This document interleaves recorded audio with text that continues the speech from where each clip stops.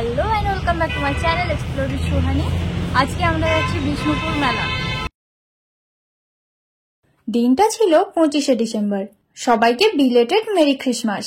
আর আমরা খুব তাড়াতাড়ি চলে আসি বনলতা। ওখানে দাঁড়ালাম না, কারণ গন্তব্য বিষ্ণুপুর মেলা। আর আজকে এখানে ভিড়টা দেখেছেন? আর এই হচ্ছে জয়পুর জঙ্গল। এই রাস্তাটাই যেতে আমার বেশ ভালো লাগে। তারপরে চলে আসি গেটওয়ে অফ বিষ্ণুপুর। এরপর গুগল ম্যাপের ভরসায় অনেকটা ভেতর দিয়ে চলে আসি রাসমঞ্চের কাছে, কারণ এখানেই ছিল গ্যারেজ। ওখানে বাইকটা পার্কিং করে এগিয়ে যাই মেলার দিকে। মেলাতে ঢোকার আগেই চোখে পড়ে এই জিনিসটা। একে কি বলে জানি না, তবে দুটোর সাথে সুতো বাঁধা থাকে আর আঙুল নাড়ালেই এরকম নাচ করে। এরপর ঢুকছি মূল মেলাতে। আর এই মেলাতে আমাদের সাথে ছিল জিগার দ্বারা। অবশ্য এখানে যাওয়ার প্ল্যানটা দাদারই ছিল, আমি তো শুধু যেতে পারলেই হচ্ছে। এখানে গিয়ে তো আমি একেবারেই সব গুলিয়ে ফেলেছিলাম, কারণ মেলাটা এত বড় এরিয়া নিয়ে যে কোনটা ছেড়ে কোনটা দেখবো সেটা ঠিক করে উঠতে পারছিলাম না। এই গোটা রোটাতে ব্যাগ, জামা কাপড়, পোড়ামাটির গয়না, ফুলের দোকান এসব ছিল। তবে এখানে ইউনিক জিনিস ছিল কৃষি প্রদর্শনী কেন্দ্র, যেখানে ছিল বড় থেকে ছোট বিভিন্ন রকম সবজি, ওল, কুমড়ো, শাক, ফুলকপি, বরবটি, শসা, পেঁপে সহ আরো অনেক কিছু।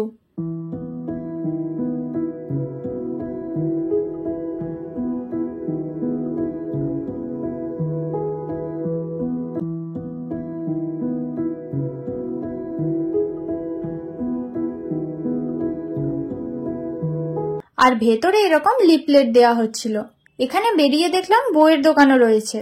আর এই মেলাটা 37তম বছরে পদার্পণ করেছে এই বছর। এখান থেকেও রাসমঞ্চ দেখা যাচ্ছে, দেখুন। এখানে একটি মঞ্চও ছিল। সব জায়গায় দেখি একটাই মঞ্চ থাকে, এখানে কিন্তু একাধিক মঞ্চ চোখে পড়ল। এরপর আমরা আর একটা সাইডে ঢুকে পড়ি। এখানে প্রথমে চোখে পড়ে একটা সুন্দর দেওয়াল চিত্র দেওয়া বাড়ি, যেখানে সবাই ছবি তুলছিল। এখনো কিন্তু মেলার সব দোকান বসেনি, কারণ সন্ধ্যা হয়নি। আর ভিড়টাও সেই পরিমাণে নেই। এখানে রয়েছে বেশ বড় একটা মঞ্চ। মেলাতে গিয়ে একটু শৈশবেও ফিরে যাওয়া যায় চারিদিকের পরিবেশ আর দোকানদানি দেখে। ওখান থেকে বেরিয়ে এটা আর একটা সাইড। এখানেও সারি সারি দোকানপাট বসেছে, আর তার সঙ্গে বিভিন্ন রকম খাবার তো আছেই। আর ক্রিসমাসে বাঙালির পার্ক স্ট্রিট যাওয়ার কোনো কারণ খুঁজে না পেয়ে সান্টা ক্লজ ফ্রাস্ট্রেটেড হয়ে তাণ্ডব শুরু করে দিয়েছে।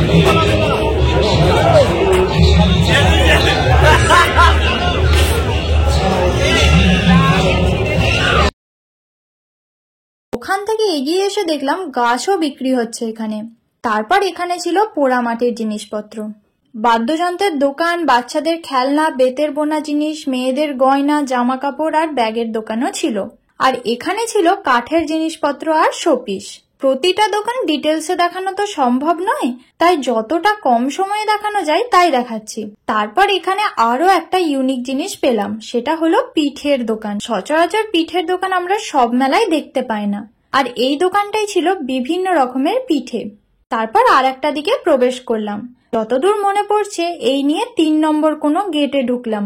আর এই যে বাজ পাখিটা দেখছেন, ওটা পার্মানেন্ট নয়, একজন শিল্পী মেলা উপলক্ষে বানিয়েছেন। তারপর শাওয়ারমা রোলের একটা দোকান ছিল, যেটা দেখে টেম্পোরারি বলে বোঝাই যাচ্ছিল না।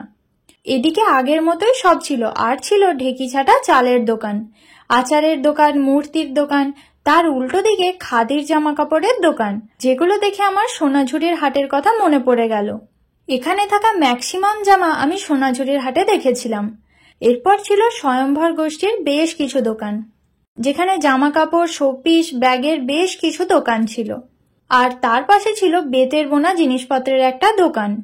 আর তার ঠিক পেছনে ছিল একটা ওয়াচ টাওয়ার। ওখান থেকে ঘুরে দেখলাম একটা শাঁখের দোকান।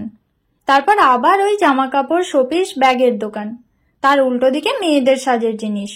তারপর দেখলাম এই লণ্ঠনের দোকানটা। এরপর দেখলাম এই বেবলেটের দোকানটা।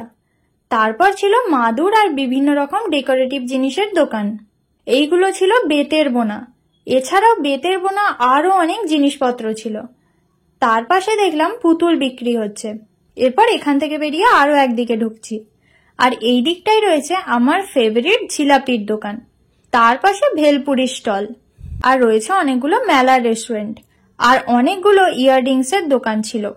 এরপর হরেক মালের বেশ কিছু দোকান ছিল, যার মধ্যে একটা লটারির দোকানও ছিল। তারপর একটা দোকানে দেখলাম চীনামাটির জিনিসও রয়েছে। আর এই হরেক মালের দোকানগুলোর পেছনে অনেক অনেক রাইডস, যেমন নাগরদোলা, ঘূর্ণি, সাইক্লোন, ব্রেক ড্যান্স, বাচ্চাদের মিকি মাউস, জাম্পার, তাছাড়াও অনেক অনেক রাইডস যাদের নাম আমি জানি না। তারপর এখানে চলছিল বালুচরী শাড়ি তৈরি, তার উল্টো দিকে আবার ছিল তামার গয়নার দোকান। এবার চলুন মেলা থেকে বেরিয়ে যায়। আর বেরোনোর সময় দেখুন গাছটা লাইট জ্বলতে কত সুন্দর লাগছে। তো আজকের ভিডিওটা এই পর্যন্তই। ভালো লাগলে অবশ্যই একটা লাইক, কমেন্ট, শেয়ার করে দেবেন। আর যারা চ্যানেলে নতুন তারা অবশ্যই সাবস্ক্রাইব করে পাশে থাকা বেল আইকনটাকে ক্লিক করে দেবেন, যাতে আমার সব ভিডিওর আপনারা আপডেট পান। আর ফেসবুক পেজ থেকে দেখলে অবশ্যই পেজটাকে একটা ফলো করে দেবেন। দেখা হচ্ছে আবার পরের ভিডিওতে।